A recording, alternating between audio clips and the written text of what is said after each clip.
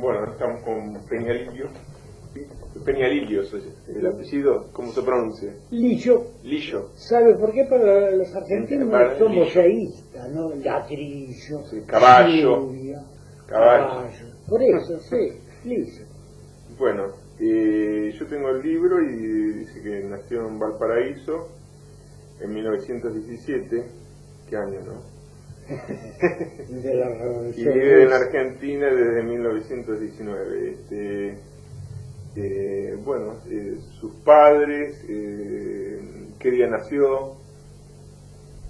Mi padre, No, ¿qué día nació usted? Y el 30 de agosto de 1917. y Sí. sus padres eran... Mi padre era español Ajá. y se radica en Chile porque navegaba en un barco alemán. Y con motivo de la Segunda Guerra Mundial, al llegar a Valparaíso, el barco alemán, ¿Compraban urea y todo eso? ¿Compraban urea? no sé cuál era exactamente la función de este barco, pero queda lo que le llaman radicado adentro de Valparaíso por motivo de la guerra, no es un convenio internacional. Como- Queda internado. Como Naidorf en 1939, una cosa así. Bueno, sí. Y entonces, bueno, se radica en Valparaíso mi padre, que era español, y ahí conoce a mi madre en Valparaíso. Se casan y como él tenía todo el grupo familiar acá en la Argentina, al poco tiempo él se viene para la Argentina y luego manda a buscar a mi madre conmigo, y nos radicamos definitivamente acá en Argentina. Y acá se va resolviendo toda la vida normal, podríamos decir, de una clase obrera, porque mi padre no era ninguna clase media alta, ¿no? Nada, absolutamente, clase trabajadora, como mi madre también, ¿no? ¿Los nombres de sus padres y su madre? Mi padre Arturo Peña y mi madre Juana Lillo, y ahí viene el apellido que le agrego yo al Peña, ¿no? ¿Y su madre siempre de Chile?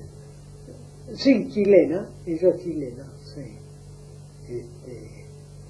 Y Valparaíso me resultó una cosa agradable porque fui el año pasado, recién volví el año pasado, es decir, a los 84 años.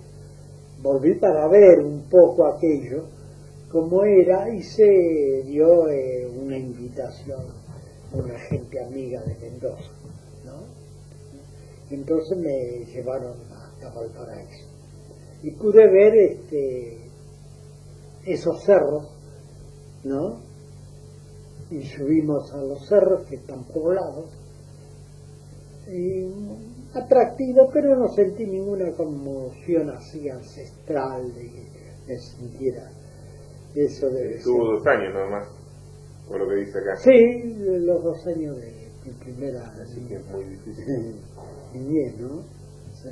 Y ese viaje no es como ahora que se hace por carretera, se cruza la cordillera. La crucé en tren con mi madre, ¿no? En un tren de trocha muy angosta, que todavía quedan los resabios, porque al cruzar la cordillera aquí todavía resabios de ese ferrocarril que ha sido levantado allá por el año 70, fue el último viaje que hizo ese tren, que es una picardía, ¿no? Porque tiene que ver lo que debe haber sido en esa época atravesar la cordillera, que no hay las carreteras que hay ahora, ¿no? Fabuloso, nos gusta viajar. Ha sido que debe haber sido, qué aventura, ¿no? Y no digamos de la aventura de San Martín cruzar eso. Sus padres, estando acá en la Argentina, ¿de qué trabajan, de qué viven? Mi padre era un poco personaje un poco raro, tan es así que dentro del grupo familiar los otros tíos, que eran más bien empresarios, profesionales, porque tuve una junta de tíos venidos de España, radicados acá, en la época de la gran inmigración a comienzos de siglo. Y todos se establecen, son funcionarios, son empresarios. Y el marginal de la familia fue siempre mi padre. Tipo navegante, muy bueno. Tan es así de que estuvo mucho en Brasil, en las partes periféricas de Brasil, mucho en Uruguay. Incluso recuerdo haber estado con las tropas de Saravia, de Aparicio Saravia, ¿no? Más que haciendo guerras refugio. Y como él era gallego, era muy gracioso cuando contaba sus aventuras en Brasil, porque el portugués es tan similar al gallego que hay una gran afinidad, de modo que se adaptó fácilmente a la vida portuguesa de Brasil. Y luego navegó con una vieja línea de cabotaje que había, que era la de, ahora no, pero son una familia tradicional naviera argentina, que había una famosa línea de cabotaje de barcos. Y los últimos años que yo recuerdo de él, trabajó mucho tiempo, se habían inaugurado unos hinches eléctricos. Los Mianovich, usted dice. La Mianovich era la línea esta. Y se había inaugurado en una casa importadora, y sobre todo importadora de papeles y máquinas gráficas, que ahí mi tío era jefe.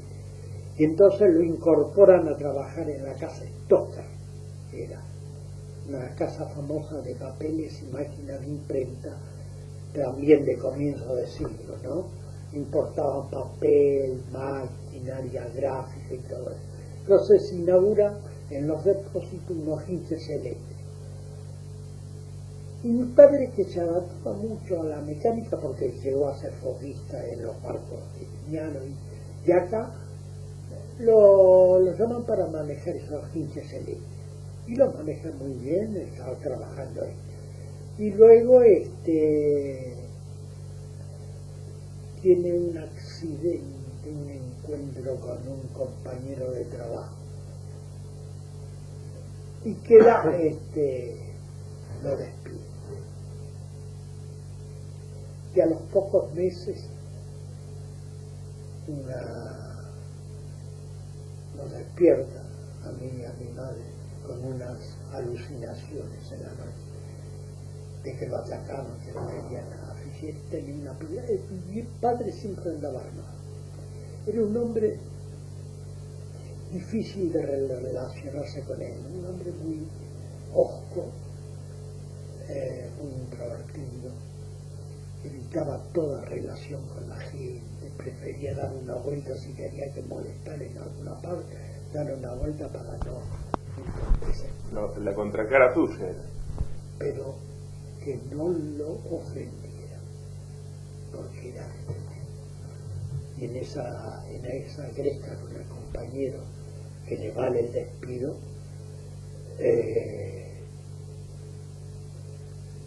llega y dijo, no viene, porque el otro lo putea a mi padre.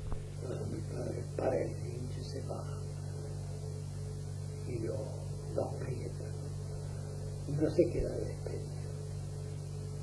Y esa noche, una esquizofrenia tremenda, lo despierta y a balazos se quiere defender y empieza a batir. Hay mezclado entre nosotros, ¿no? Porque él se sentía una manía persecutoria tremenda, se sentía muy atrapado. Y bueno, los vecinos llaman a la policía, lo detienen y lo internan en lo que era es el Borda ahora, ¿no? En ese entonces era el Hospicio de la Merced, ¿Qué año más o menos? y el año 34, por ahí. Que quedar cesante en ese momento era tremendo. Sí, como ahora. Sí, porque era también, se habla hoy de esta época, pero también había hambre, había... la década infame, ¿no? Sí, comienza la década infame, porque ya está justo en el poder, ¿no? Siempre justo. Yo asisto a la revolución del 30, andando por la calle, mezclándome con la gente que aplaudía la revolución. Con 13 años. Claro. ¿Hijo único o...? Hijo único, sí. Sí. Sus estudios así, estudia acá en Buenos Aires. En Buenos Aires, sí. ¿Primaria en dónde? Primaria. En un colegio acá cerca, en la calle Bolívar, que todavía sigue estando.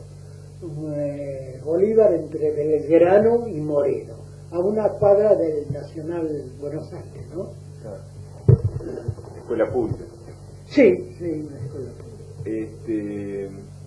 Y bueno, de ahí, secundaria no. No, porque en esa época era la cosa propia de las altas clases, de ir al nacional, ya demasiado era el primario, ¿no? Ahí más o menos su padre, ¿cuándo fallece más o menos?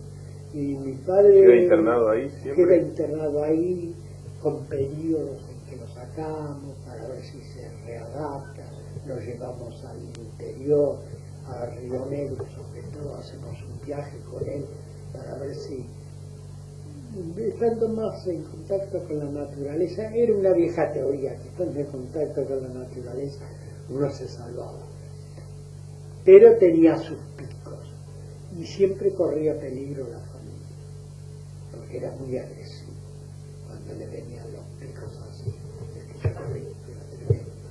y allá por el año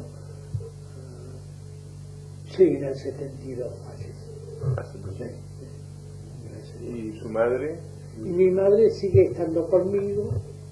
¿Hasta qué año falleció? ¿En qué año falleció? Mi madre fallece en 1982. Son de tiro largo todos. Sí, son de familia longeva. Y así, ¿no? ¿Vivían juntos con su madre? ¿No? Sí, yo viví siempre con mi madre. Sí, éramos una familia tan chica, ¿no? La otra familia, la familia así, colateral, era amplia, ¿no? Porque tengo, qué sé yo, primos, tengo en el sur, desde Neuquén hasta Viedma, ¿no? Tengo primos, sobrinos,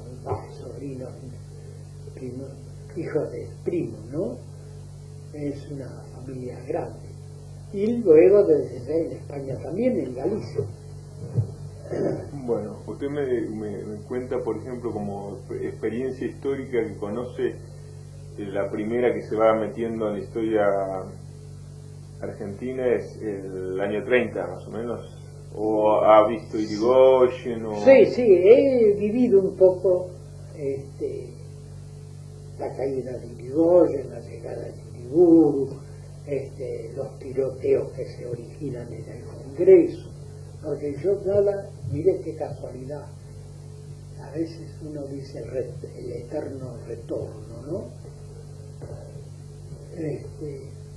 Yo vivía a 2 cuadras de acá cuando le estoy contando eso de que se enloquece mi padre y que yo tenía esa edad cuando cae Irigoyen, y vivía a 2 cuadras acá donde vive ahora Fermín Chávez, en esa misma casa. Y por circunstancias de la vida, no porque fue algo buscado, vuelvo a caer acá, en la calle Chile, a 2 cuadras de él, en los últimos años de mi vida, ¿no? Es decir, lo circular que resulta la vida a veces, ¿no? A determinada gente, que a veces salgo a la calle y sino yo he soñado todo lo que me pasó y yo sigo viviendo acá, ¿no? Es un cuento también medio mágico.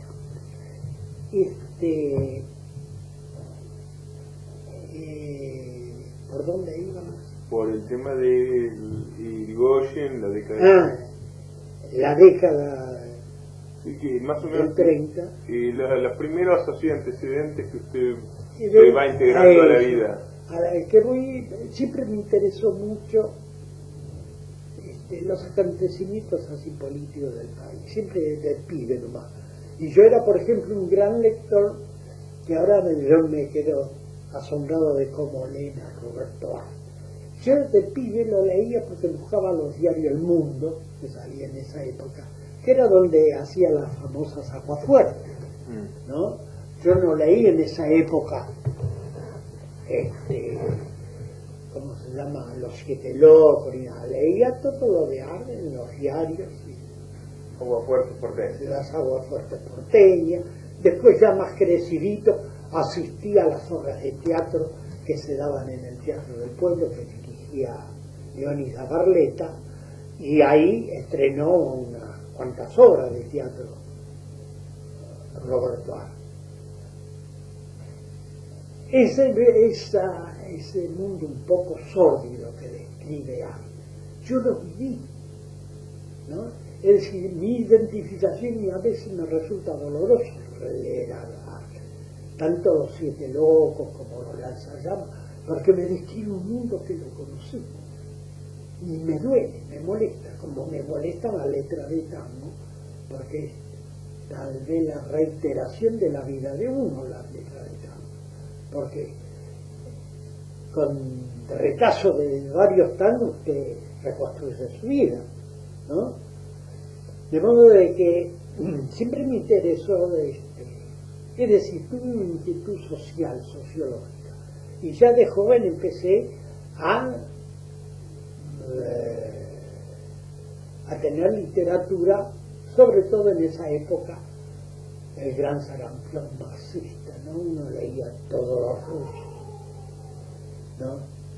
Tanto a Gorky como a Tolstoy, y después, ya mayor, uno empieza a abordar un poco el marxismo de segunda mano, no es el marxismo bien leído, porque yo desconfío de todas las traducciones de todo tipo, porque yo a veces sostengo, y eso lo he dicho en una conferencia que me pidieron acá en la Facultad de Filosofía y Letras, porque hay un curso sobre editoriales, ¿no? Y filosofía y letras. Y les dije que desconfiaba tanto de la cultura que uno traducía, porque nosotros, en cierta medida, la cultura esta universal la vivimos traducida, no porque leemos ni a los griegos ni latín, difícilmente se lea un poco francés, tal vez nuestra oligarquía leía francés, pero nosotros apenas si leemos inglés. De modo que las traducciones usted no sabe cómo se presta a adulterar toda una idea. Y no le digo de la poesía traducida, bueno, eso ya ni hay que leer. ¿Quién le da o lo motiva a usted para el deseo de leer? ¿O era algo que estaba en la casa? Un poco lo confieso. Mi padre era de leer, era un tipo muy introvertido, como le digo, pero era de leer y de tener siempre algún libro en casa. No tenía biblioteca ni nada, pero algún libro siempre pescaba. Y yo me acuerdo de un libro muy importante que mi padre, comprado por mi padre, que yo lo leí en esa época, ya le digo, 13, 12, 13 años, que se llamaba La sombra de Europa. Era un libro escrito a inspiración de lo que había sucedido con la guerra, la primera guerra, la Gran Guerra. Y era escrito por un tipo que después lo menciono como recuerdo, como estoy recordando ahora. El autor era Arturo Lagorio, y era un viejo militante del Partido Comunista acá, ¿no? Pero estaba tan un estilo tan medido, profundo, reposado, que a mí, teniendo 13 y 14 años, yo lo valoré mucho. Y el estilo.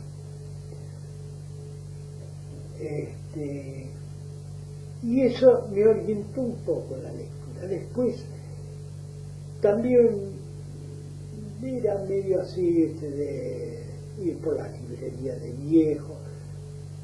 Desde ya era inevitable leer a Salgari y a Alejandro Dumas, ¿no? En esa época, sobre todo eran libracos que venían de Europa, traducidos por Sopena, estas editoriales españolas, ¿no?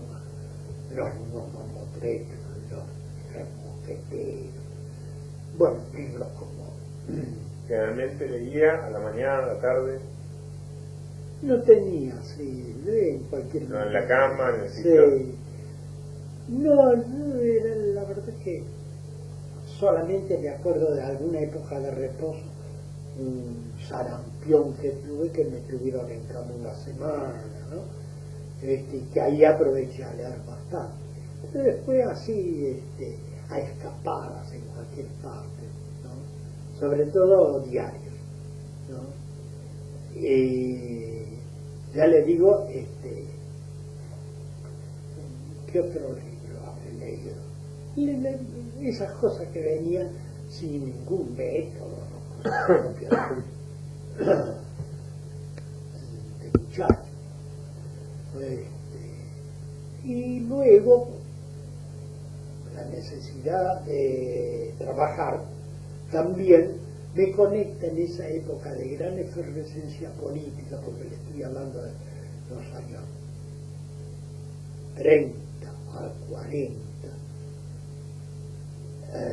Estoy trabajando en una imprenta, y generalmente los gráficos eran gente muy politizada.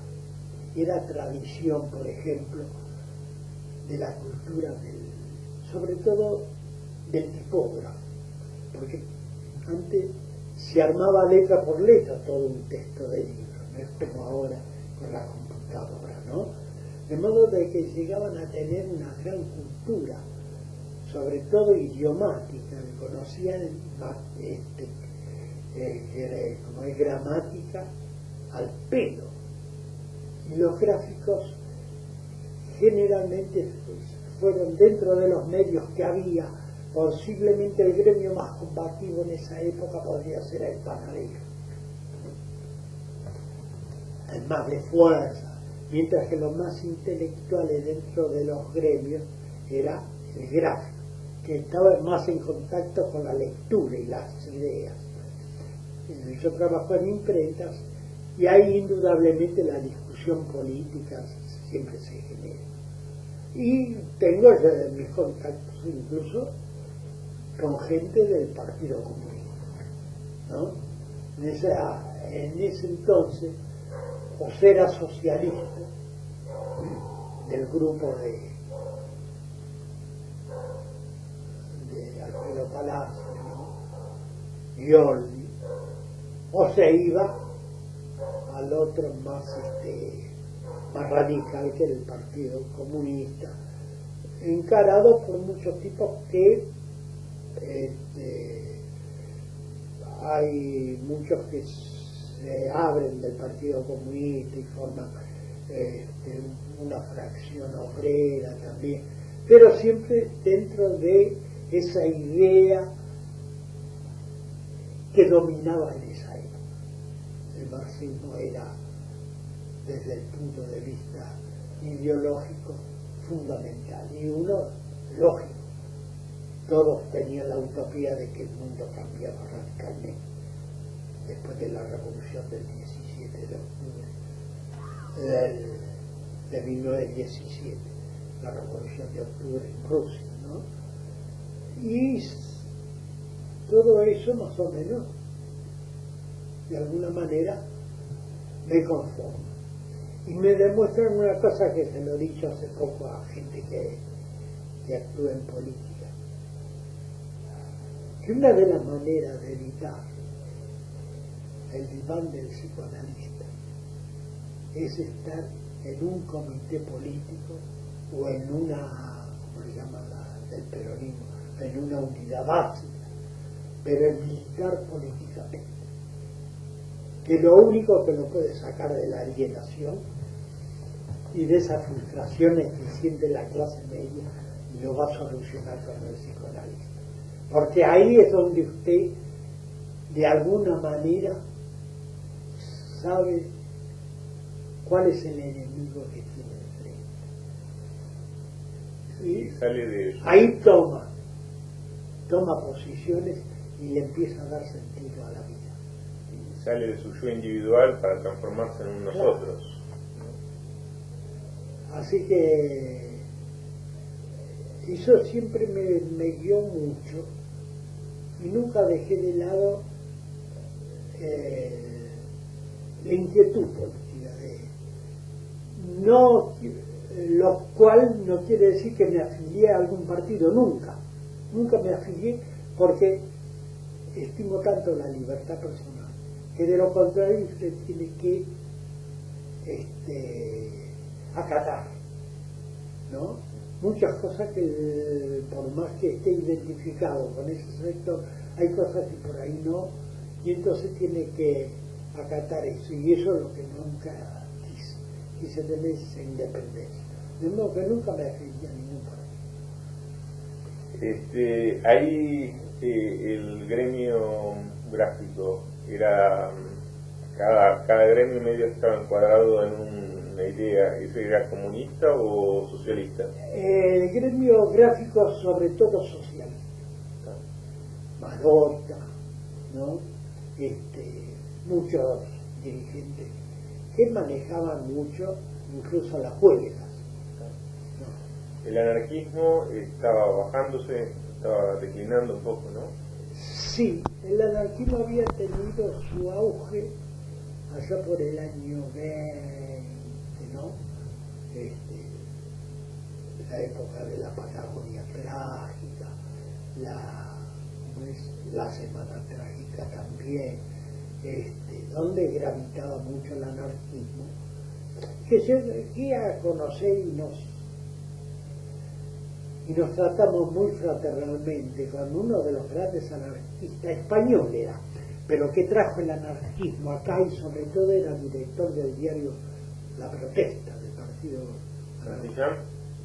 Diego Abad de Santillán, tipo fabuloso, digno de conocer.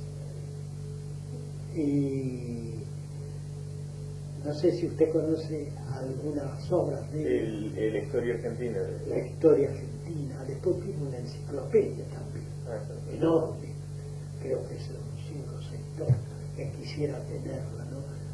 Porque era un tipo de una capacidad de trabajo enorme. Su gran capacidad de trabajo estaba dado por su gran capacidad también de método y orden de trabajo, ¿no? Era un hombre que cubría, yo conocí su departamento, estaba cubierto de ficheros, de modo que a él usted le pedía una hora y se lo hacía en una semana, que tenía consulta para consultar tremendamente. Y yo lo conocí a Santillán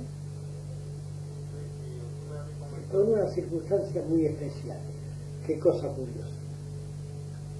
Lo conocí a través de un tipo macanudo que es Dardo Cunio, que es socialista, había venido del socialismo, él siempre estuvo en el socialismo, coqueteó un poco con el peronismo, ¿no? Pero nunca dejó del socialismo. Y él me lo presentó a Diego Abad de Santillán. Él es un socialista, un anarquista, y Diego Abad de Santillán me hace la apología de un nacionalista de derecha. Así que vea usted la honestidad intelectual de cierta gente, ¿no? El respeto que tiene, que es un opositor en ideas, pero el respeto personal por ellos. Y Santillán, yo me acuerdo cuando funda una de las editoriales que mayor aporte ideológico hizo, que nadie la recuerda y nadie la menciona, que es América Lee. América Lee la dirigía a él y tradujo a todos los grandes anarquistas alemanes, porque él dominaba mucho el alemán más. La mujer de él era una profesional alemana también. De modo que tradujeron a los grandes a Rocker. Kropotkin, digo yo, Sí, Kropotkin, pero uno de los principales anarquistas, grandes ideólogos, un tal Rocker, nacionalismo, cultura y todo, y traduce todo y produce todo un catálogo, y es el que descubre acá y edita todo lo de Monteiro Lobato, que son las grandes obras infantiles de este brasileño. Bueno, hace un trabajo enorme. Y las obras de él ya no se encuentran, estarán perdidas en bibliotecas, ¿no? Pero hizo una editorial fabulosa. Y dirigía creo que hasta muchos de esos libros se hicieron porque él dominaba la imprenta donde se hacía también el diario La Protesta, que estaba ahí por cerca del Bajo, por una de esas calles, no sé si Bartolomé Mitre, Piamonte, por ahí casi ya llegará a Leandro Alem. Bueno, de modo que siempre estuve viviendo un poco cerca de las ideas, ¿no? Y eso es Santillán, ¿en qué año muere más o menos? Santillán, espere que haga memoria. Cuando yo saco este libro, él me llama, porque lo lee, sí, y se entusiasma mucho. Nada más, dice, lástima que sea un poco así, porque ese libro mereció varios Estamos hablando de Los Encantadores de Serpientes. Claro. Ese libro del año 70, ¿no? No, me parece antes, A ver, el capítulo. No, justo No, al final, a ver. no, justo le falta uno 65. 65. Bueno, por el 70 de la muerte. Porque le hubiera gustado mucho hacer una nueva edición de este libro. Pero era un poco agresivo. Me lo digo. Y este libro tiene una suerte rara. El libro para él era muy agresivo. Muy agresivo. Que si hubiera suavizado un poco todo eso, era importante. Pero muy combate. Pero este libro, por esas circunstancias, que una vez era hace un libro, y es como tirar un mensaje en una botella al mar. No sabe a quién le va a llegar. Un día me llama un amigo que era corredor de Fondo de Cultura, y me llama y me dice, mira, tengo una revista de la revista que edita una editorial chilena, Ercilla, y hay un comentario sobre este libro, sobre los encantadores serpientes, que lo hace un gran escritor chileno. ¿Quién? Manuel Rojas, un famoso novelista chileno. Y usted sabe qué rara coincidencia, Manuel Rojas era argentino, nació acá en la calle Buey, hijo de padres chilenos. Se cría en el ambiente de Boedo, en la época ahí de la famosa, de la época de Claridad, de toda la gente de Boedo, opuesta a Florida, ¿no?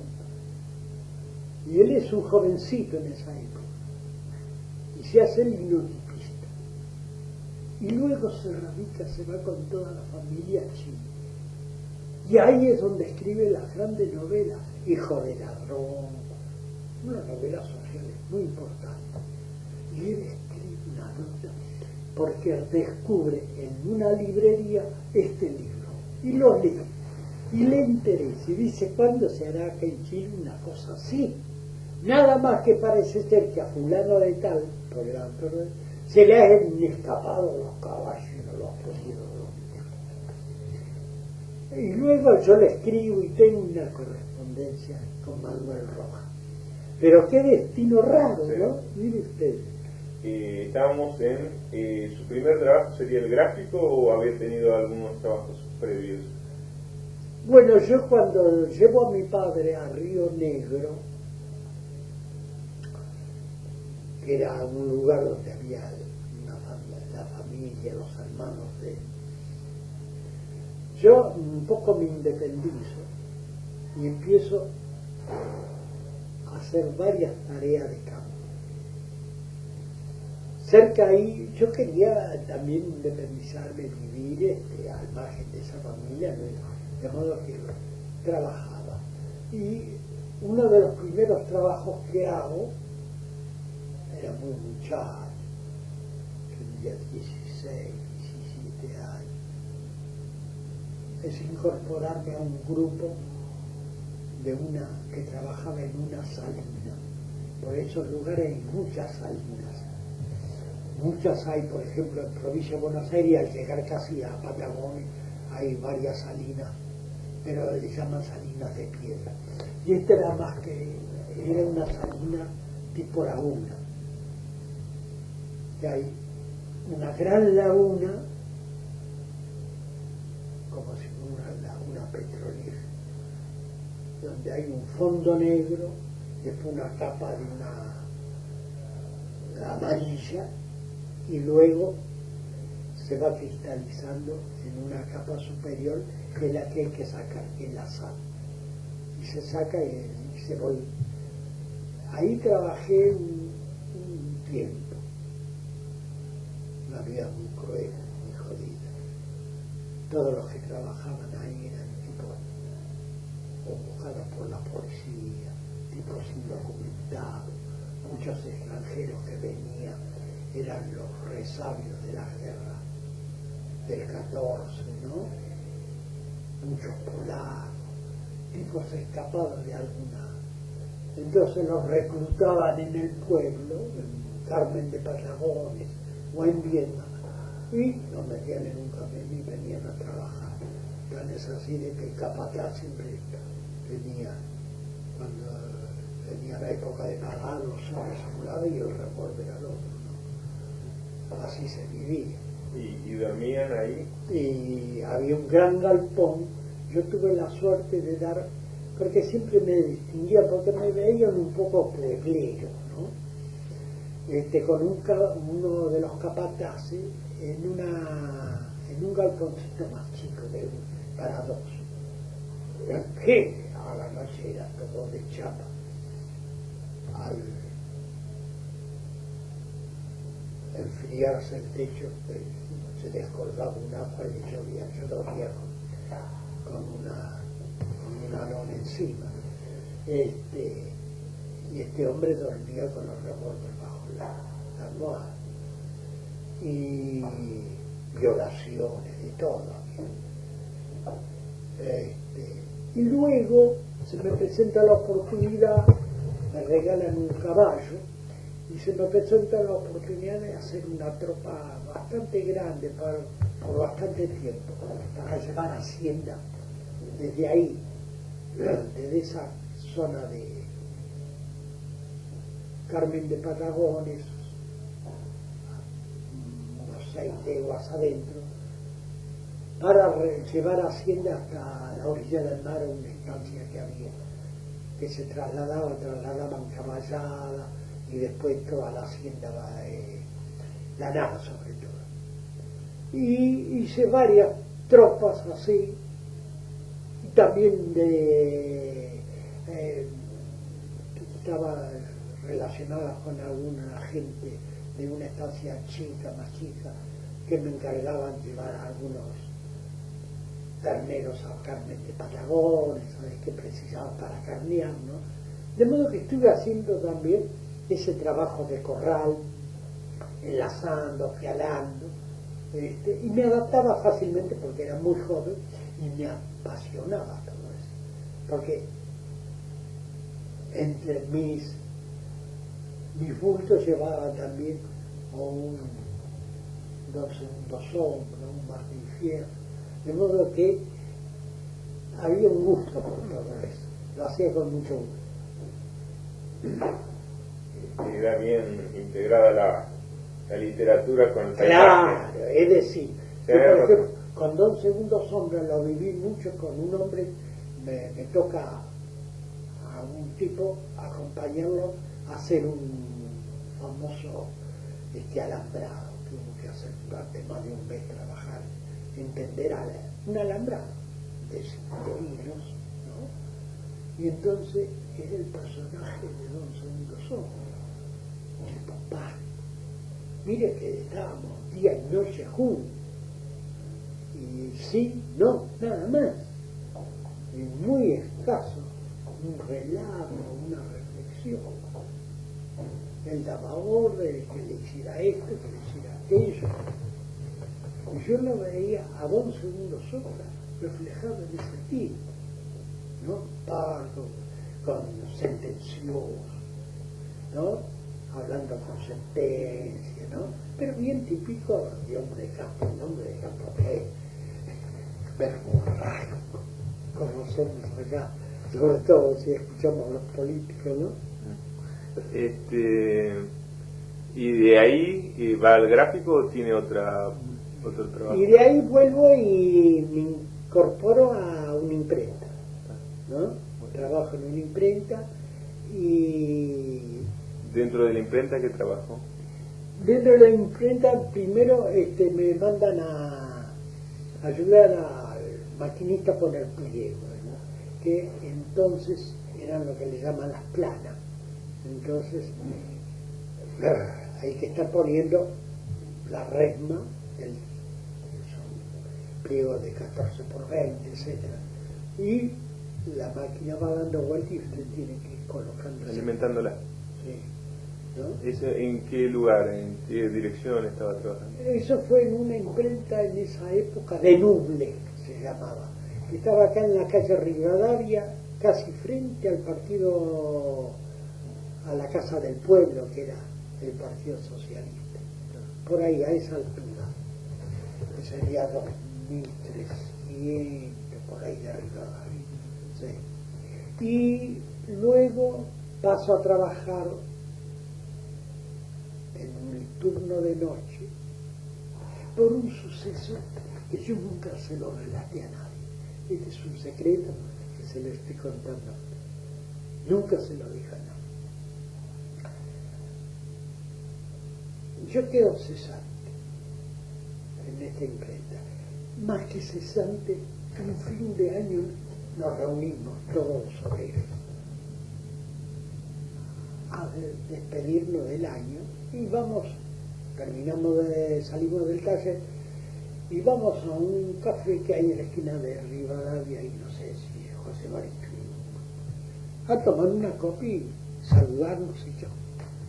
Entonces cuando terminamos y nos despedimos, le digo, bueno muchachos, yo los despido porque no los veo más. ¿Por qué? ¿No venís a trabajar?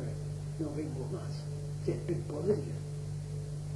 Una rutina de la gran puta. ¿Cuántas horas más o menos? Y eran 8 horas de trabajo, pero siempre lo mismo, sin ninguna expectativa, nada. Pero yo me despido, yo voy a hacer cualquier cosa menos volver a trabajar. Voy a buscar otra cosa. Bueno, chao. Y efectivamente no volví. Pasó un tiempo y estoy hablando de los años 37, 38. Era una época petardista. Por ejemplo, los escritores, estaba un famoso escritor que hace poco murió. Qué lástima el nombre ahora. Era el que había sido el marido de Miriam Stefford, una famosa aviadora que se había matado, y este hombre riquísimo le había hecho un gran monumento en Córdoba. Creo que era en Altagracia, un monumento que todavía existe, que llama la atención, porque la quería mucho a la Miriam Stefford, un hombre riquísimo. Yo lo dominaba tanto el nombre. Y luego pasa el tiempo y se casa con una mujer descendiente de un gran radical muy conocido. Creo que ella era una gran relación con él, muy conocida, una mujer. Mazo, Gallo. Y creo que tenía incluso un cargo en el Consejo Nacional de Educación. Se vuelve a casar con ella. Y en un momento dado de locura del tipo, la desfigura porque le tira a la cara todo un contenido de veneno. No, y la desfigura, hace una cosa tremenda que en esa época repercutió mucho. Y hace poco, era cosa de 8 meses, murió. Ella. Él. Bueno, escribió unos libros porque me hizo revolucionar y todo eso, ese petardismo. En esa época existía otro escritor petardista también, como Marvignoni, ¿no? El hombre de la vaca, que le llamaba. El tipo salía con una vaca por la calle y de pronto en una avenida más o menos paraba y se ponía a hablar de la vaca y hacía los grandes discursos la vaca, ¿no? Él había sido sacerdote, era después creo que era químico, se recibió de él, pero unos discursos tremendos. Le hablaba a la vaca y la gente tan es así que había ocasiones en que la llevaba al teatro. La llevaba al teatro, se vendían las entradas como para asistir a la conferencia de él, y él con la vaca. Pero cuando la llevaba al teatro le daba un buen purgante. Era veterinario. Le daba un buen...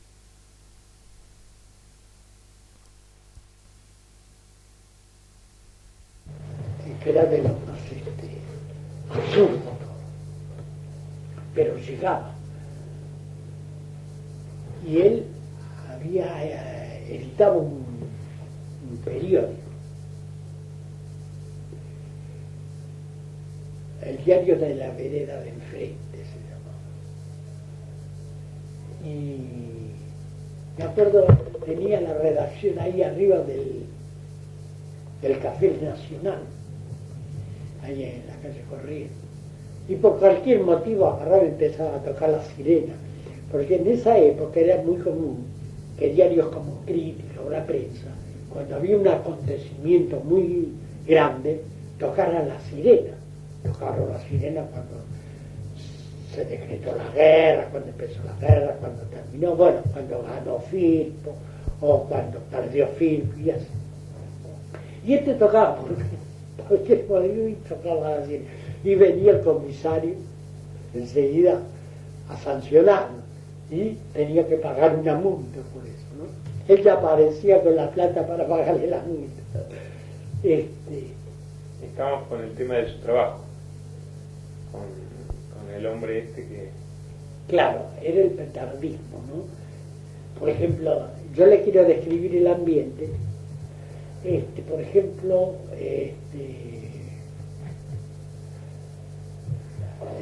la calle Florida era una calle peatonal hasta las 10, 11 de la mañana. No, podía transitar el tráfico hasta esa hora. Desde las 11 de la mañana en adelante era peatonal, ¿no? Y por ejemplo circulaban, había un autor muy conocido también, que en un coche fúnebre de esa época, ¿no? No es como ahora que lo llevan en un auto, vestido de galera, iba propagando su libro. Bueno, en esa época se dio el caso también de grande desocupación, no había trabajo, no había nada de eso. Y entonces se dio el caso de gente que uno se subía a una torre a reclamar un empleo, otro hacía cualquier gesto raro para, ¿no? Y yo había pasado unos cuantos meses sin trabajo, ¿ya? Y la verdad que no conseguía otra cosa. Y como le dije, yo me había salido de ese trabajo, ya repetí siempre lo mismo. Y entonces hice lo siguiente. Empecé a hacer una tira de género, con inscripciones, con pensamientos, ya sea de autores conocidos, otras las inventaba yo. Sobre todo en esa época se daba mucho el gusto por las greguerías. La greguería era un pensamiento, por ejemplo, un cultor de la greguería era Gómez de la Serna, que era un tipo también petardista, y las recitaba columpiándose en un circo, en uno de esos trapecios que hacen piruetas, ¿no? Bueno, y entonces hice unos cuantos y me los pegué en la ropa, los cosí todos, los pegué todos y salí a la calle así. Claro, no salí desde mi casa, me puse un sobre todo y me descubrí, por ejemplo, cuando ya entré en la calle, en la Avenida de Mayo, donde ya había gente coreana. Una cosa también desusada, explosiva, que llamó mucho la atención. Algunos pensamientos eran, que los hice yo,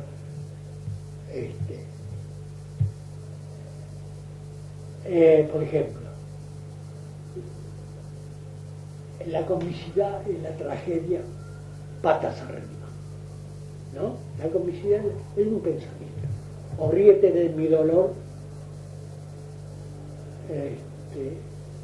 ríete de mi dolor, que la comicidad es la tragedia, patas arriba. Y bueno, muchos pensamientos así, algunos de Schopenhauer y todo eso. Y llamó mucho la atención. Claro, crítica estaba ahí. Yo traté de estar cerca de crítica para que repercutiera eso, ¿no? Bueno, me hicieron una notita muy chica, muy buena. El que me hizo una gran nota fue lo que se llamaba en ese entonces un diario muy tradicional, porque tiene que ver la cantidad de diarios que salían en esa época. Estoy hablando del año 39. El Diario se llamaba.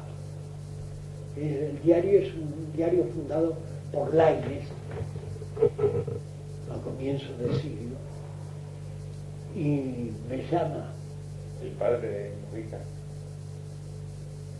No sé si es pero sé que Laínez es un hombre que queda en el periodismo como una cosa emblemática, como un paradigma del periodismo.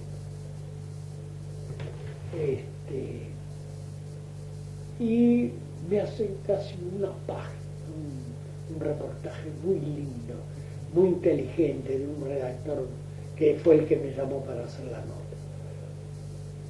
Y luego sale en la última hora y todo eso, ¿no? Pero no me pasa nada, nadie me llama, nada. Ah, sí, me ofrecen un trabajo. ¿Usted cuántos días estuvo así con esa ropa? ¿Meses? No, con esa ropa hice un paseo por la calle. ¿Una sola vez? Sí, me paseó y me llevó la policía, porque era una especie de escándalo en la calle, como se aglomeró gente y todo eso. Entonces me llevaron acá a la segunda, que que estaba acá en Bolívar y Chile. Mire, a una cuadra de donde, bueno, estaba ahí la comisaría segunda. Y el comisario se pone a charlar, me lleva a su oficina y charla, y trae un amigo, y me hace charlar con él y todo. No lo toma, él me larga la tarde, no ni interviene el juez ni nada, pero para sacarme de la calle, la verdad que no. Entonces, no vino la oferta que yo esperaba, que desde el punto de vista intelectual o publicitario me llama, ¿sabe quién? Por eso yo no no lo valoré tanto. Me llama Julio Cor. Julio Cor era el propietario de una revista muy importante en esa época, que era Radiolandia, ¿no? Y entonces me ofrece trabajo. Y me voy a trabajar a los talleres donde hacían la revista de él, porque en esa era un taller muy moderno donde se hacía revistas de esa época, Radiolandia, Damas y Damitas, bueno, todo eso. Y usted cuando iba disfrazado así era plantear que quería trabajo. Que buscaba un sin trabajo, me llamaba también, un sin trabajo, era una de las leyendas.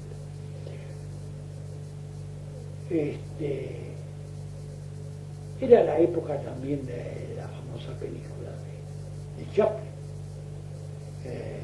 Tiempo Moderno, ¿no?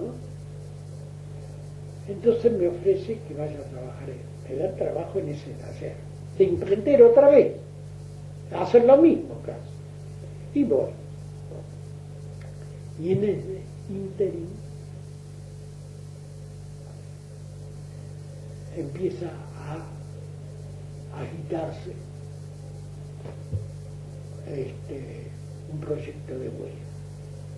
Entonces, en ese tiempo también muy acobardado, ningún obrero quería salir.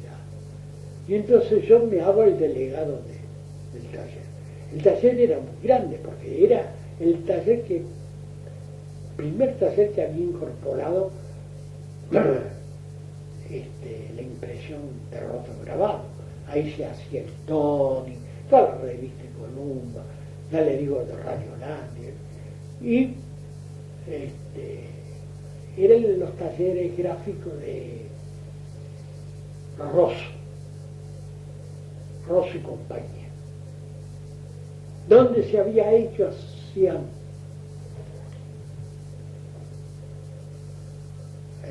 20 años atrás toda la cultura argentina que editaba José Ingeniero en ese taller. Bueno, entro a trabajar ahí y entonces como delegado. La revolución. La revolución, todos esos libros. Sí, todos los libros de José Ingeniero. No, él no editó su propio libro. Él editó la cultura argentina, toda una cantidad de autores. Sí, Mariano Moreno. Que habían quedado completamente postergados, desconocidos. Hace una obra. Monteagudo, escribe. Sí, Alberti, todo eso. Entonces,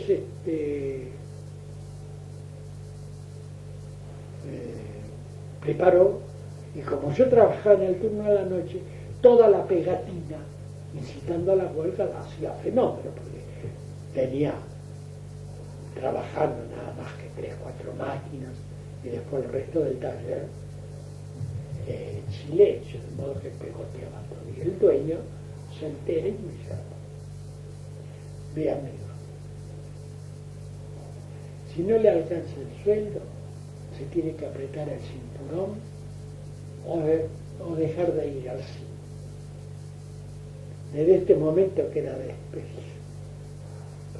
En ese entonces no había una solidaridad gremial como hay ahora. Ahora un delegado es intocable. A mí me echaron, nadie. Fueron a la huelga se ganó, pero nadie me salió a defender ni a obligarme a retomar. De modo que me quedé ya sin trabajo. Para esto ya era el año 40. Para el patrón fue algo medio traición, porque lo había traído y...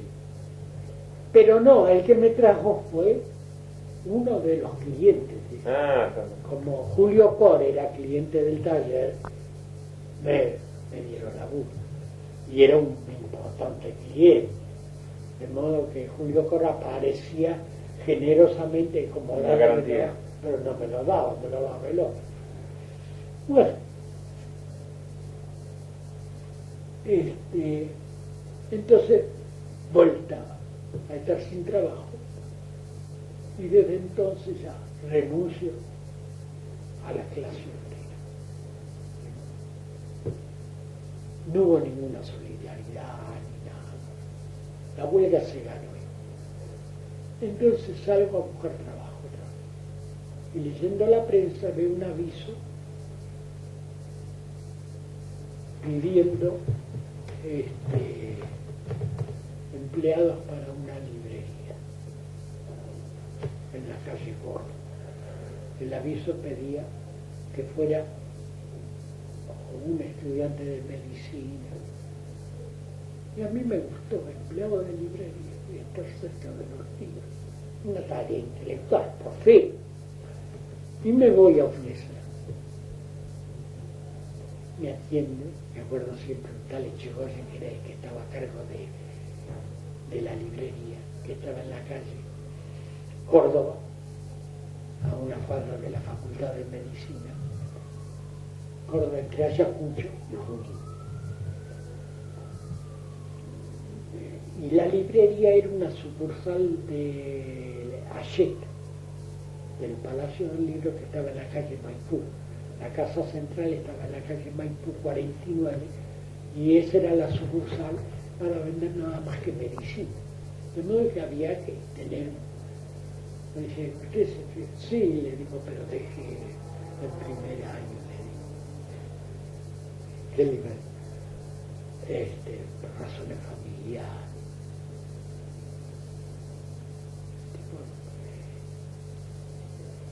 Creo que no me creyó, pero no me dijo nada. Me dice, bueno, mire, como hay varias ofertas, ahí está un señor que tiene un gran currículum, ¿no?, que se ofrece también, me lo han mandado de la casa central. Claro. Pero vamos a ver. Pásese por acá dentro de 2 o 3 días. A ver qué definimos. Bueno, contamos. Claro, el tipo ese que presentaba ese gran currículum era demasiado para eso. Después de todo era para vender libros. Y segundo, al gerente de esa sucursal no le interesaba que le mandaran algún genio porque lo iban a desplazar a él, ¿no? Así que a los 2 o 3 días me dicen, mire, véngase mañana a las 9 de la mañana, que va a estar el gerente y entonces conversamos. Y yo caigo a las 9:30.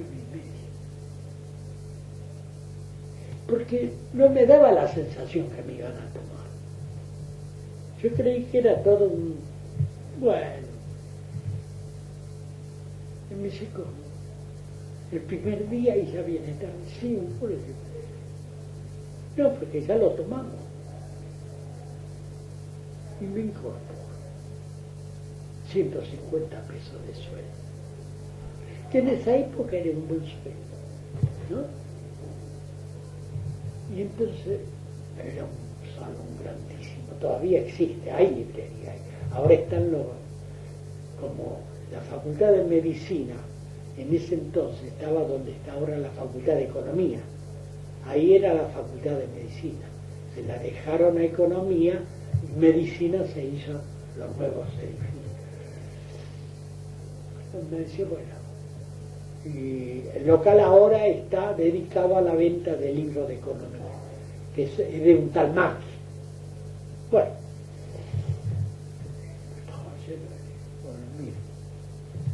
mire, desde esa punta en adelante vaya bajando los libros, los lleva al patio, los sacude y los va a colocar. Y mientras tanto, vaya leyéndolo, vaya interioриzándose de los libros, porque después le voy a tomar un examen. No, me lo pasé cepillando libros, en serio. Bueno, y había que conocer un poco ¿Todo medicina? medicina, sobre todo la distribución de las materias, ¿no?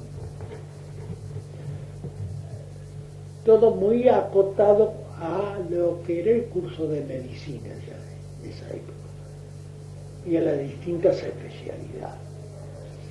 Bueno, la verdad es que me interesó bastante y la verdad es que empecé a dominar todo eso. Tan es así que llegó un momento en que le llegué a clasificar la parte de clínica generalmente y dentro de una materia la parte clínica, fisiológica y al final la parte quirúrgica, ¿no? El complemento a la parte quirúrgica.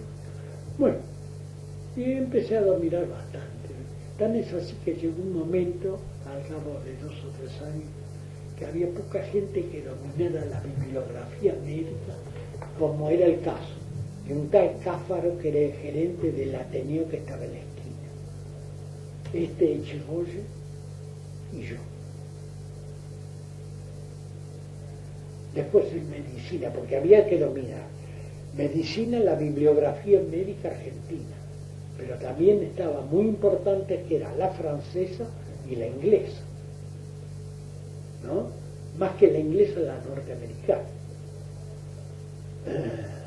Bueno, y me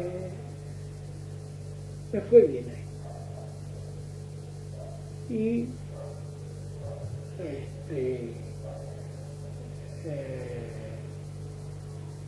estuve como 7 años trabajando ahí. Y al final también me pudrí y me fui. Porque este gerente, que fue el que me tomó, al poco tiempo abre una librería a la vuelta, él con otro tipo, con una librería propia de él. Entonces, para sabotearle a Dircel, quería sabotearle a sucursal para no tener competencia él con su librería que iba a tener a la vuelta. Entonces me insinuó a mí que deje la librería, porque el candidato a reemplazarlo era yo. Entonces me sugiere, porque él tenía un amigo que era dueño de un laboratorio, que agarrara el trabajo de visitador de médico. Total, había que propagandear nada más que un producto ya. Creo que era Chofitol, un producto para el hígado. Entonces me pongo a estudiar la fisiología del hígado, todo, ¿no? Y efectivamente no agarro viejo porque digo, voy a meterme en una cosa que todavía no la cambié. Este se va, me quedo yo ahí, de modo que me resulta más práctico eso. Y efectivamente, él larga y me quedo yo a cargo de la sucursal. Y pasan 2 o 3 años también, 7 años estuve en total. También me aburrí, le dije un día, me voy. Para esto ya había subido Perón al poder, ¿no? Ya era el 46, en el 47 me fui yo. Hace un año ya que estaba el peronismo. Y largo y pongo a ver qué hago. Y entre las cosas que hago vendo libros en algún hospital. Pero sobre todo un amigo que estaba estudiando, porque me hago muy amigo de los clientes de la librería, que eran todos o médicos o estudiantes de medicina. Y uno de ellos, que era muy amigo, venía casi, al quedarme me dice, mira, ¿qué te parece si nos ponemos a editar algunos libros nosotros? Bueno, macanudo. Y empezamos a editar algunos libros. Se llamaba Del Judis este muchacho. Después se recibe, se casa, se recibe, pero alcanzamos a editar varios libros, y entre ellos a Jorge Luis Borges, Pedro Enrique Sureña. Traducimos varios libros, uno de ellos de Jean-Louis Barrón sobre las reflexiones sobre el teatro, un libro muy bueno. Un libro de Jean Cocteau, La voz humana, ¿no? Que justamente se hace la película con la Ana Magnani. Ana Magnani hace. Bueno. Ese tipo de edición, ¿ustedes qué tarea hacen? Yo soy lego en eso, pero no sé cómo es. Bueno, en ese entonces era una tarea muy artesanal. Nos juntamos en un café a charlar. El asunto era tener algún crédito o un poco de plata para mandar a hacer un libro. Inventar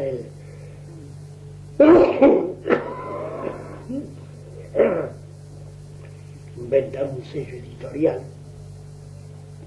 Y después de tener el libro, verlo cómo venderlo.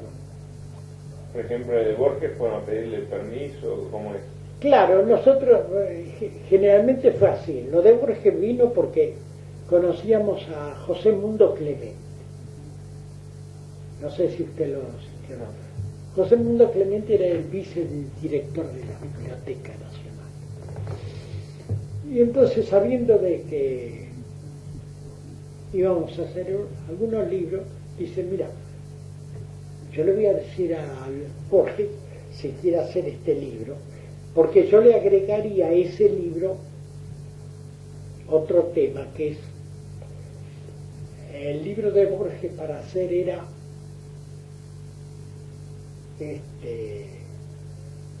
el idioma de los argentinos.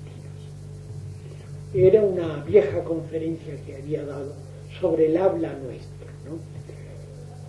Y Clemente quería agregarle un trabajo que tenía el idioma de Buenos Aires. Una cosa, el idioma de los argentinos y atrás el idioma de... Bueno, lo editamos. Y luego, sin tener un lugar, porque lo que hay que tener cuando uno hace una editorial es tener también un depósito para tener los libros, ¿no? Más en esa época que usted no podía hacer un libro, hacer 1000 ejemplares, ni 500 ejemplares, o hacía 3000 o no hacía nada, por la técnica operatoria del libro. No es como ahora que con la computadora y el disquete hace 100 ejemplares cada vez que precisa, nada más. En esa época, una vez que hacía 3000 ejemplares, tenía que tirar las matrices, el plomo, porque eran kilos y kilos de plomo. Cada página era una página de plomo. De modo que no se podía tener estacionado todo eso. Hoy no, usted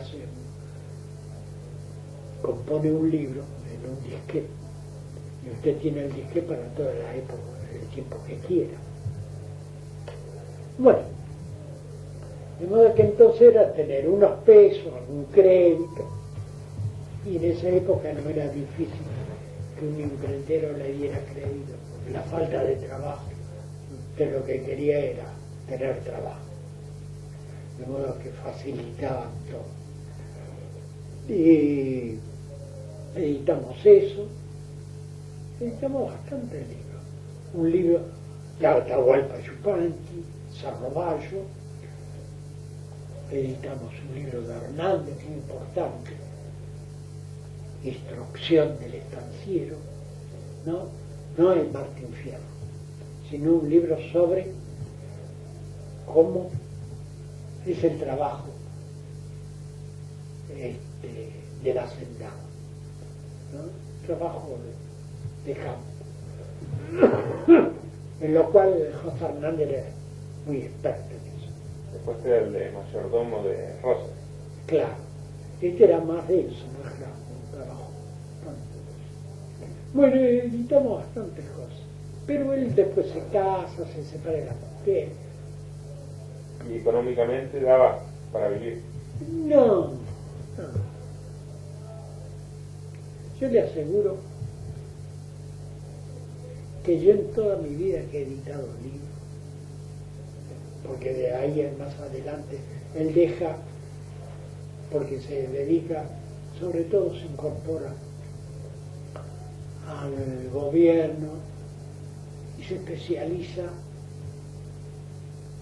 en lo que le llaman una hospitalidad. Se especializa más que nada en regir un hospital, ordenarlo, ¿no? Tal es allí que se lo pasa viajando por toda la República, instalando o dirigiendo hospitales. ¿Y de siempre? Sí, nos vemos de tanto en tanto. Ahora está de vacaciones, pero siempre nos reunimos a charlar y a reírnos un poco del pasado nuestro, ¿no? Y entonces yo dejo de editar con él. Hospital público, ¿no? Sí, hospitales públicos, todo dictados desde acá, desde lo que era ahora no sé cómo les llama, la parte médica, ¿no? Que manejaba Carrillo. ¿Cómo se llama ese ministerio? Salud Pública, una cosa así. Y entonces sigo editando yo, y me apareció un libro muy importante que es el que me recomienda cuando le corté de este muchacho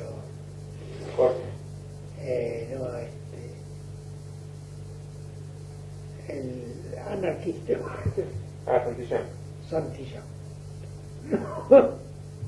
que yo en la oportunidad que estoy con él me habla de un autor que está escribiendo una historia que el día que salga va a ser capote.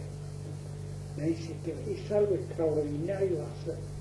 Ese libro es muy importante y es un gran autor. Y se trataba de Ernesto Palacio, que estaba escribiendo lo que después la historia argentina, historia de la Argentina. Entonces lo voy a ver, pero todavía estaba redactando, no lo había terminado, pero estaba pasando momentos muy apretados económicamente, porque Ernesto Palacio, respondiendo a ese ancestro español del que el trabajo es una deshonra, jamás trabajó. Él se recibió de abogado, pero ni puso bufé ni nada. De modo de que la situación económica de él es muy difícil, sobre todo en un país donde no se reconoce de ninguna manera el trabajo intelectual, porque acá, salvando 2 o 3 autores, y al final de su vida, porque primero tienen que demostrar que son autores escribiendo 10 o 20 libros, y al final de su vida tal vez puedan vivir de eso, que puede ser Sábato por un lado, la viuda de Borges, ¿no? Debe de haber 2 o 3 más, no sé, Pero acá han habido tipos con bestseller, como puede ser Abelardo Castillo, y tienen un pasar más o menos, ¿no? De modo de que nunca se le ha reconocido acá. Y por eso mismo él estaba muy apretado económicamente, pero estaba mete a escribir. Entonces le promete una ayuda económica. Mientras termina el libro yo le anticipo derecho, ¿no? A cuenta de los derechos. Bueno, el tipo acepta y firmamos un contrato y editamos esa historia de la Argentina. Grandote. Sí, un libro. Cerca de 700 páginas, ¿no? Me permite un poco, quiere Con Palacio. Entonces, termina de hacer la obra, tengo un pequeño inconveniente, algo anecdótico, porque en ese entonces, no sé si recuerda, un tal Silencio de Stagni, Del petróleo. claro, que en ese momento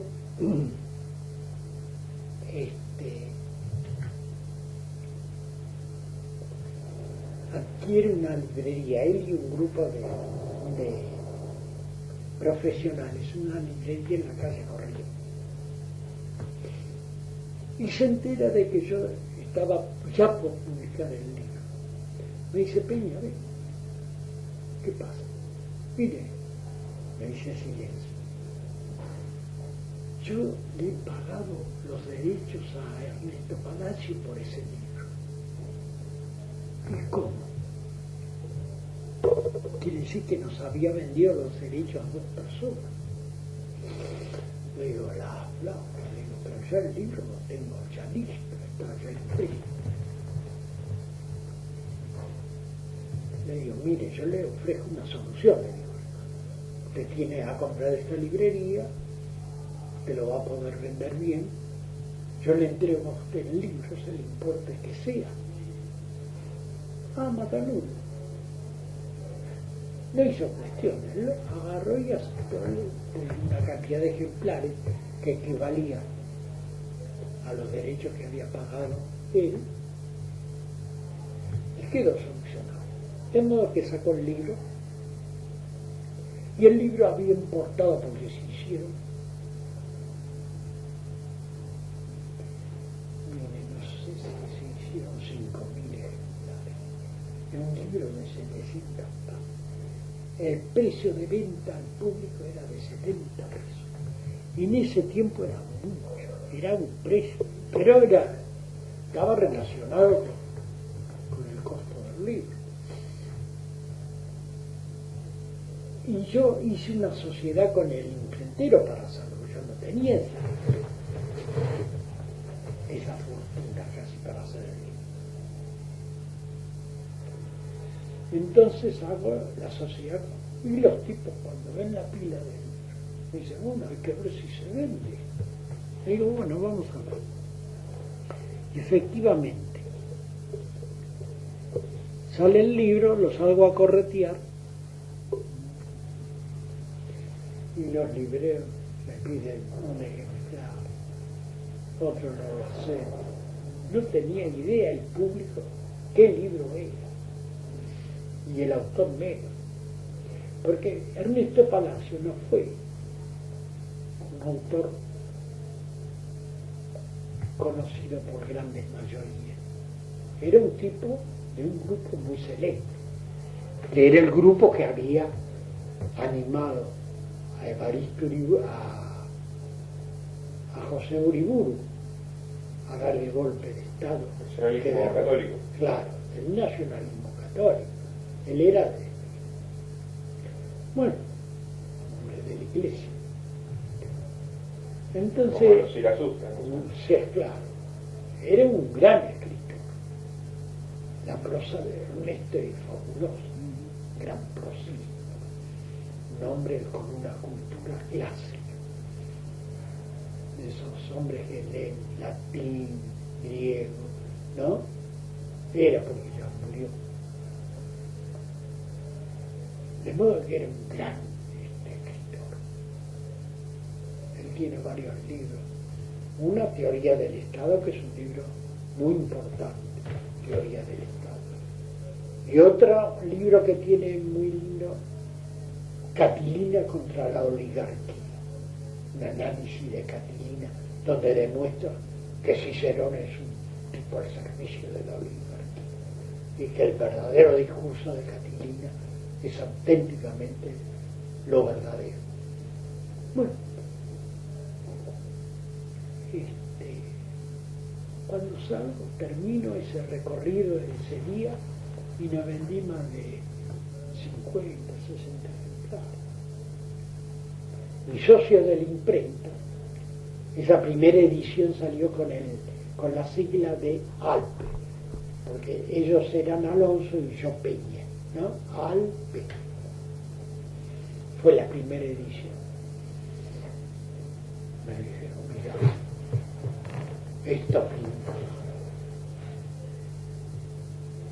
esto lo vamos a subir en una grúa y si es un clavo te lo descargamos sobre tu cabeza. Estaban desesperados, los tipos se habían empeñado. Bueno, se entregan esos ejemplares, se empieza a comentar que salió ese libro y después había que atender el teléfono porque no dábamos abasto en la vez. Entró a venderse y se agotó un poco tiempo. Un éxito de vida. Bueno, sacamos 2 o 3 libritos más. Pero ese libro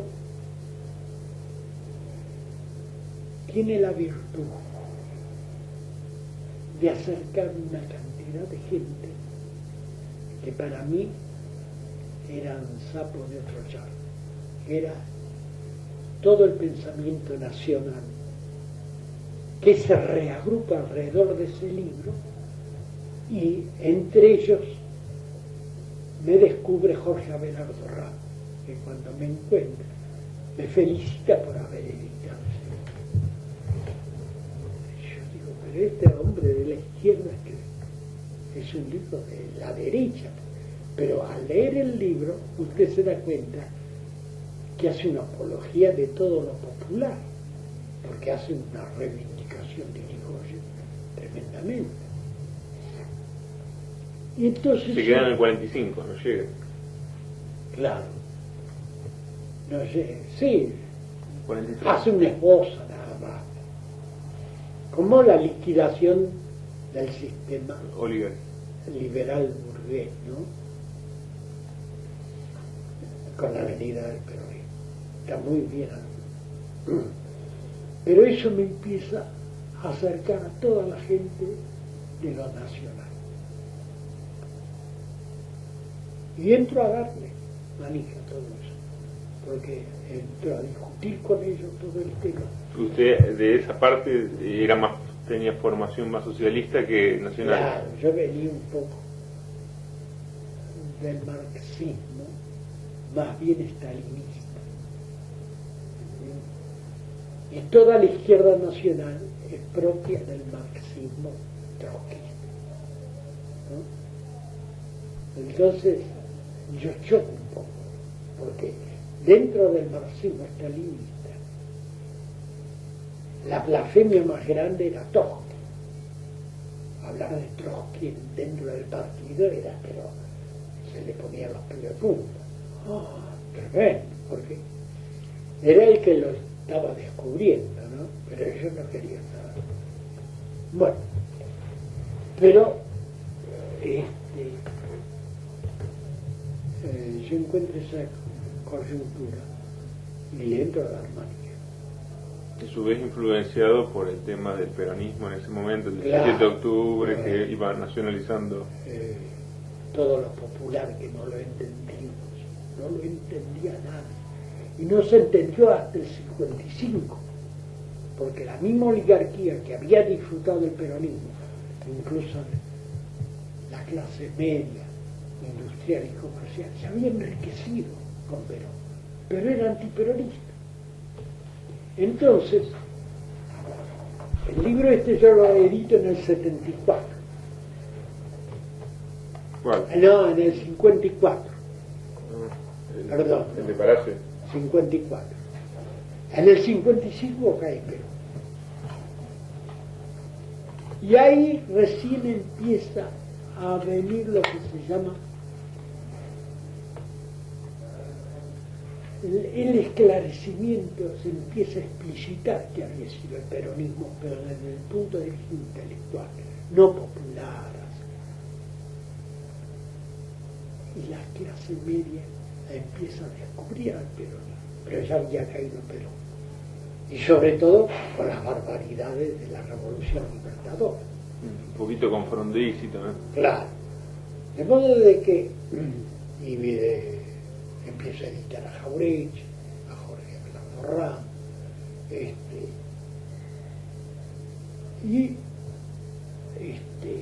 ahí prácticamente se funda una editorial nacional, porque no le hacemos asco ni al nacionalismo de derecha, y en sí mismo está el grupo de la izquierda nacional. Y se empieza a darle manija y empieza a ser una editorial, no solamente el hecho de haber editado a Jauretche, que después de todo, en mi editorial, a Jauretche lo ordené un poco y lo sistematicé como editor. Porque si no, Jauretche editaba por acá un libro, por allá otra cosita suelta, lo agarraban la gente. Ha habido un editor que fue un tal Juárez, que le editó un libro a Jauretche mientras yo le estaba editando otras cosas, y Jauretche reconoce que ha sido desleal conmigo. Pero ¿sabe lo que llegó a hacer este hombre? Le da unas pruebas a Jauretche para que corrija, para que lea antes de salir al libro. Y eran pruebas que eran fundamentales para hacer el libro, y las pierde Jauretche. ¿Y sabe lo que hace este hombre? Juárez le cobra lo que había invertido en esas pruebas. Jauretche se queda asombrado. Cobrarle cuando todavía ni le había pagado derechos por ese libro, que ni les pagó, y encima le cobró. De modo que Jauretche queda en nuestra editorial dándome todo lo que publicaba, se lo hacía yo. Después por ahí aparecieron siempre los que van a la cola de los éxitos. Después sale Galazo haciendo, Dice pues. recopilando artículos del sueño que quedaban en los diarios, y hace las polémicas y todo eso. Pero honestamente a Jauretche le doy todo un respaldo bien ordenado de sus libros. Y aparece en una editorial medianamente formal, ¿no? Aunque dentro de todo me consideraban un poco un editor marginal, por todo lo que estaba publicando, que no se animaban a editarlo en ninguna editorial.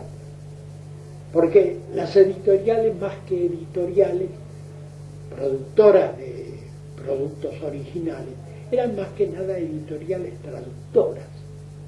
No se encargaban más que de traducir lo que se publicaba en Europa.